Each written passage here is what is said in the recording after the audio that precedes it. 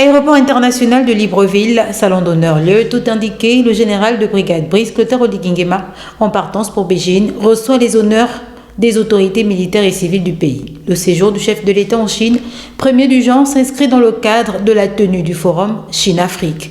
L'intérêt des pays africains pour ce sommet sera notamment observé par le nombre et le statut des participants. Une très grande participation des chefs d'État africains sera une victoire diplomatique pour Pékin, dans un contexte de rivalité géopolitique croissant avec les pays occidentaux. De quoi projeter l'image d'une influence chinoise sur le continent toujours intacte.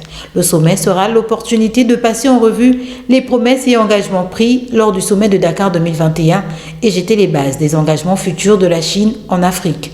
Du côté africain, l'enjeu pour plusieurs pays sera vraisemblablement d'avoir des agendas cohérents qui créent des convergences avec la nouvelle approche et vision de la Chine pour l'Afrique qui permettront d'obtenir des résultats tangibles de la part de Pékin. Au-delà des promesses et soutiens politiques de Pékin, une manne financière sera très certainement espérée.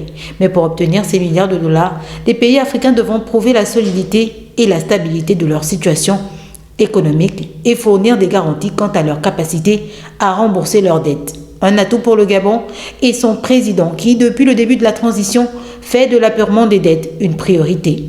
Le président Brice Clotaire Oligui-Nguema trouvera là certainement une bonne opportunité de promouvoir la destination au Gabon afin d'y attirer le maximum de partenaires économiques. Les questions de coopération bilatérale figureront sans nul doute dans les discussions. Il convient de rappeler que l'axe Libreville-Beijing a toujours été dynamique. C'est cette proximité agissante que le président Brice Clotaire Oligui-Nguema souhaite renforcer dans l'intérêt des deux États et celui de leurs peuples respectifs.